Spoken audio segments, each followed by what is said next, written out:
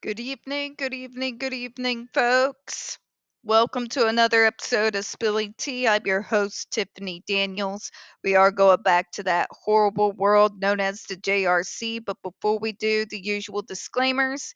Again, I do apologize for my appearance, folks. In my defense, I just got off work. Like all the gifts were delivered today, including the two really cool Viking tankers I got from my brother and my stepdad. So there's tissue everywhere. My hair's a mess.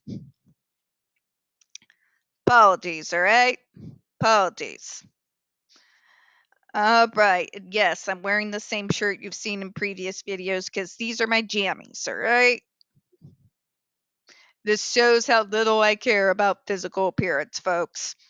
All right, folks, if you're unfamiliar with the Stop the Shocks campaign or with the campaign against the troubled teen industry, you're going to find all the pertinent links right there in the description box. In particular, please take note of the article written by NeuroClastic, a small non for profit started by Autistics for Autistics, wherein they interviewed and surveyed over 900 ABA professionals in regards to the JRC's so called behavior modification program. The Judge Rotenberg Educational Center does not want you to read that article so much. They have threatened NeuroClastic with a defamation lawsuit if they did not remove it from the website. NeuroClastic has refused, so folks, you know the drill. Read the article and share it on all your social media. Trigger warning 1. When we discuss places like the Judge Rotenberg Educational Center and Agape Boarding School for Boys, you're going to hear vivid descriptions of, catch clips or surveillance footage of disabled people and people with mental health issues being tortured and abused. If you got young children present, please go ahead and utilize the headphones, all right? Trigger warning 2.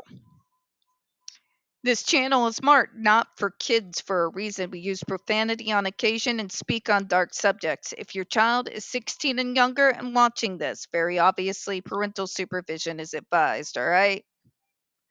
Okay, so where we left off. Remember, folks, we are reading the FDA Final Decision from 2020.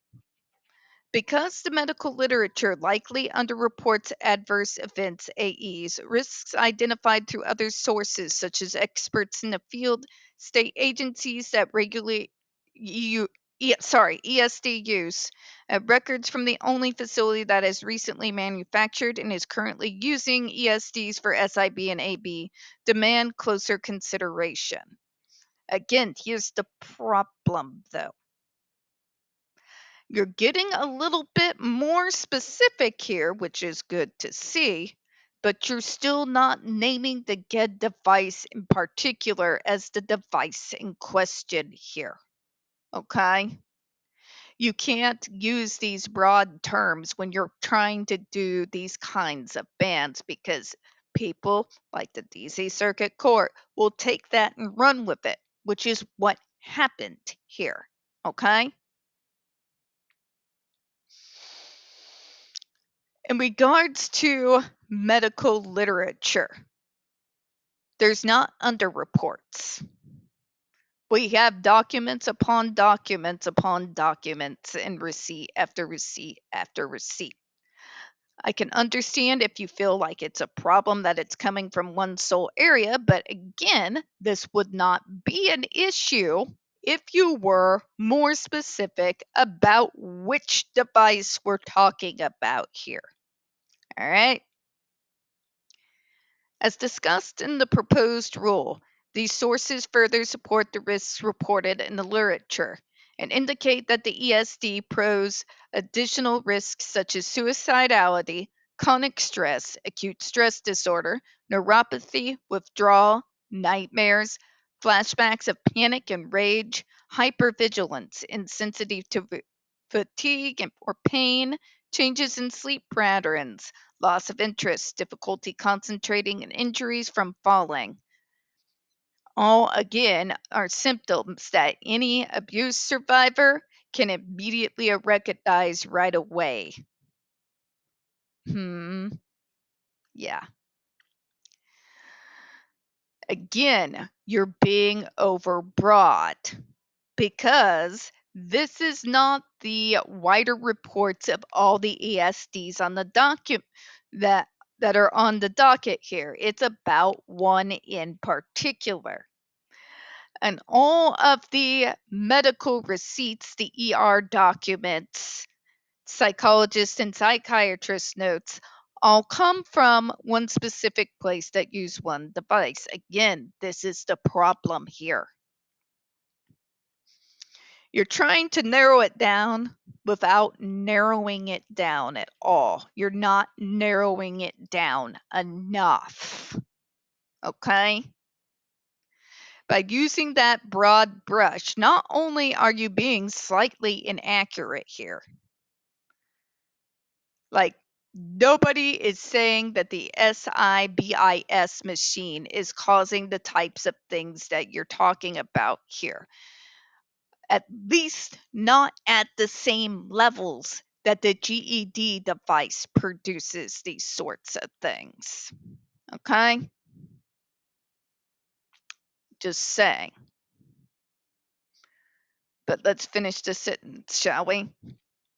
State-of-the-art treatments for SIB and AB further demonstrate that the risk of ESDs for SIB or AB are unreasonable. Agreed. But how do I put this delicately? All right. I never say anything delicately. By not targeting and saying out loud, specific, and in particular, that it is this one device called the GED that is producing all of these things. By using the overly broad term of ESDs and then saying all of this, you can see where a decent defense attorney could rip that into shreds, right? Right? Because as far as I know, at least, for some of the more severe things that are being talked about here, I haven't really seen a whole lot of literature being out there in regards to machines that are not just barely below the lethal limit. Okay? It's overbroad because you did not have the balls to target the GED in particular. This is how the overturn happened, and this is why apparently we still have to have this conversation. So again, folks, our point of action here is we've got to put some pressure on the FDA to not put it so delicately, fix your shit. And it's an easy fix. You know, strap up, gird your loins. I don't care, whatever you want to call it. And target the GED in particular. And then resubmit the ban. If they do manage to overturn it again, after targeting the GED specifically, then at the very least we'll know what the hell we're dealing with. Okay? We're going to close out on that one. We don't get very many views on this channel. The few that we do get do tend to get removed from time to time. So folks, please don't forget to hit the like button, hit subscribe, and don't forget to hit the comments. I do appreciate your time this evening. As always, folks, we here at Spilling Tea do hope you have a good one. I'll see you in a moment.